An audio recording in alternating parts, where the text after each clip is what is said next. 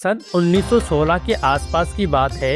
दक्षिण भारत की एक मद्रासी भजन मंडली काशी की तीर्थ यात्रा पर निकली थी। रास्ते में उन्हें पता चला कि महाराष्ट्र के शिरडी गांव में एक ऐसे संत रहते हैं जो अपनी भक्तों पर अपार कृपा करते रहते हैं।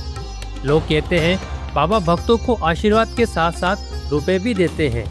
बस यही सुनकर वे भजन मंडली शिरडी पहुंच गई। लेकिन उनमें से एक व्यक्ति भक्ति से नहीं बल्कि लालच से आया था।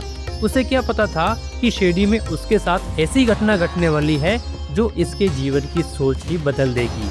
आखिर शिरडी पहुंचने के बाद उस मंडली के साथ क्या हुआ, आइए इस अद्भुत कथा की शुरुआत करते हैं। सन 1916 के आसपास की बात है।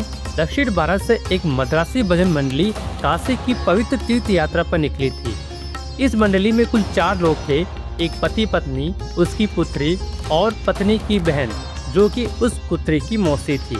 ये लोग रास्ते में भजन गाते हुए यात्रा कर रहे थे, लेकिन उसके इस यात्रा का असली उद्देश्य भक्ति से ज्यादा पैसा कमाना था।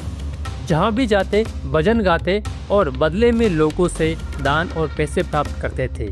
यात्रा के दौरान एक दिन उन्हें रास्ते में कुछ यात्रियों से एक अद्भुत बात सुनने को मिली। उन्होंने बताया कि महाराष्ट्र के अहमदनगर जिले में कोपरगांव तालुका के पास एक छोटा सा गांव है शिरडी, और वहाँ रहते हैं एक महान संत साईं बाबा। लोग कह रहे थे कि साईं बाबा बड़े दयालु हैं, कृपा के सागर हैं और उनका हृदय बहुत उदार है। सबसे आश्चर्य की बात यह थी कि बाबा रोज अपने भक्तों को पैसे बांटते थे। जो भी कलाकार वह अपनी कला दिखाता था बाबा उसे इनाम देते थे। ये बात सुनते ही भजन मंडली के 3 लोगों की आंखों में लालच चमक उठी। उन्होंने सोचा अगर हम शिरडी जाएंगे और वहाँ बाबा के सामने भजन गाएंगे तो हमें बहुत सारा पैसा मिलेगा। लेकिन उस मंडली में एक स्त्री थी जिसके मन में धन का लालच नहीं था। उसके मन में तो केवल भक्ति और श्रद्धा थी। उस समय साईं बाबा के पास भक्तों से दक्षिणा के रूप में बहुत पैसे आते थे, लेकिन बाबा उन पैसों को कभी अपने पास नहीं रखते थे। वे रोज उन पैसों को लोगों में बांट देते थे। किसी को 2 रुपए, किसी को 5 रुपए, किसी को 10 या 20 रुपए भी दे देते थे, और कभी कभी तो 50 रुपए तक भी दे देते थे। एक छोटी सी 3 साल की बच्ची अमनी, बाबा उसे रोज 1 रुपए देते थे, और उसकी माँ जमली को बाबा रोज 6 रुपए देते थे। ये देखकर लोगों को लगता था कि बाबा सचमुच में पैसे देते हैं।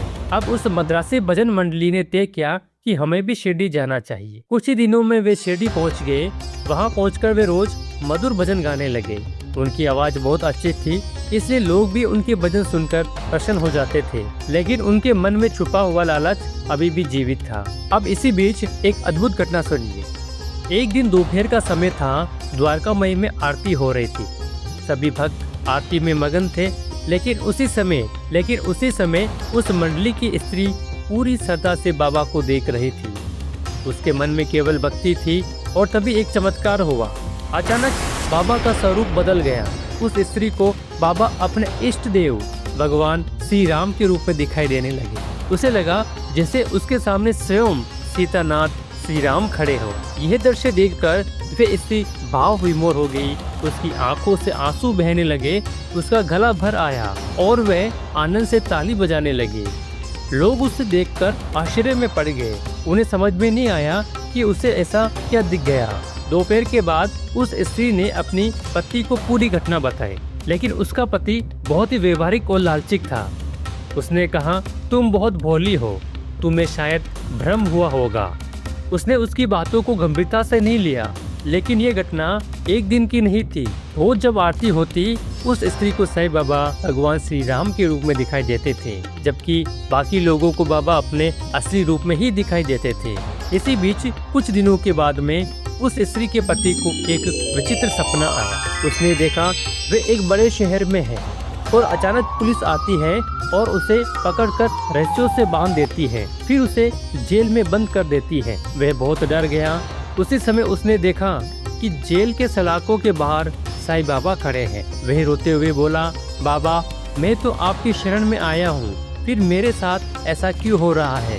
बाबा शांत स्वर में बोले, तुम्हें अपने कर्मों का फल भोगना ही पड़ेगा। फिर वे बोला, मुझे तो याद नहीं कि मैंने इस जन्म में कोई बुरा काम किया हो।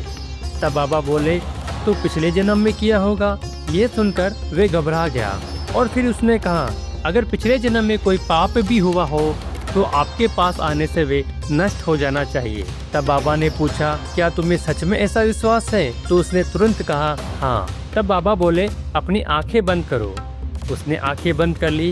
तभी एक जोरदार आवाज आई और जब उसने आंखें खोली तो देखा कि वे जेल से मुक्त हो चुका था। नीचे एक पुलिस वाला गिरा पड़ा था जिसके शरीर से खून बह रहा था।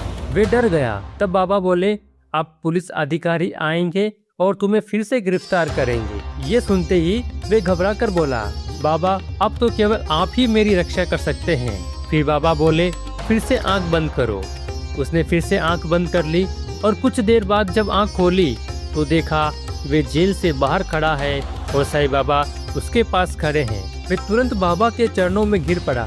तब बाबा ने उनसे पूछा, बताओ तुम्हारे पहले नमस्कार और अभी के नमस्कार में क्या अंतर है? वे बोला, बहुत बड़ा अंतर है। पहले मैंने आपको इसलिए प्रणाम किया था ताकि मुझे आपसे पैसे चाहिए थे, लेकिन अब मैं आपको ईश्वर का रूप मानकर प्रणाम कर रहा हूँ। फिर बाबा ने उनसे कुछ ऐसी बात कही जो केवल उसके घर वाले ही जानते थे। बाबा ने कहा, क्या तुम्हारे घर में पंजा नहीं है? क्या तुम ताबूत की पूजा नहीं करते हो? क्या तुम्हारे घर में काड़ बीबी देवी नहीं है? ये सब सुनकर वे आश्चर्यचकित रह गया और उसे समझ में आ गया कि बाबा सब कुछ जानते हैं। फिर उसके मन में इच्छा हुई कि काश अपने गुरु रामदास के दर्शन हो जाए। जैसे ही वे पीछे मुड़ा उसे अपने गुरु दिखाई दिए, लेकिन जैसे ही वे उनके चरणों में झुकने लगा वे अंतर्ध्यान हो गए। फिर उसने बाबा से पूछा, आपकी उम्र कितनी है? बाबा मुस्कुराए और बोले, मैं तो बूढ़ा हूँ, तो मेरे साथ दौड़कर दिखाओ। और बाबा दौड़ने लगे। वे भी उनके पीछे पीछे दौड़ने लगे। तभी अचानक धूल का एक बादल उठा और बाबा कहीं गायब हो गए। तभी उसकी नींद खुल गई। सुबह उठकर वे बहुत देर तक सोचता रहा।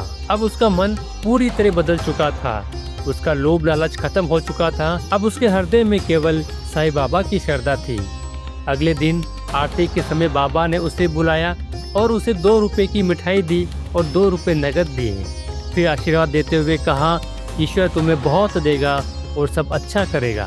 उस व्यक्ति को बाबा से बहुत पैसा तो नहीं मिला, लेकिन उसे सबसे बड़ा खजाना मिल गया, आत्मज्ञान का खजाना।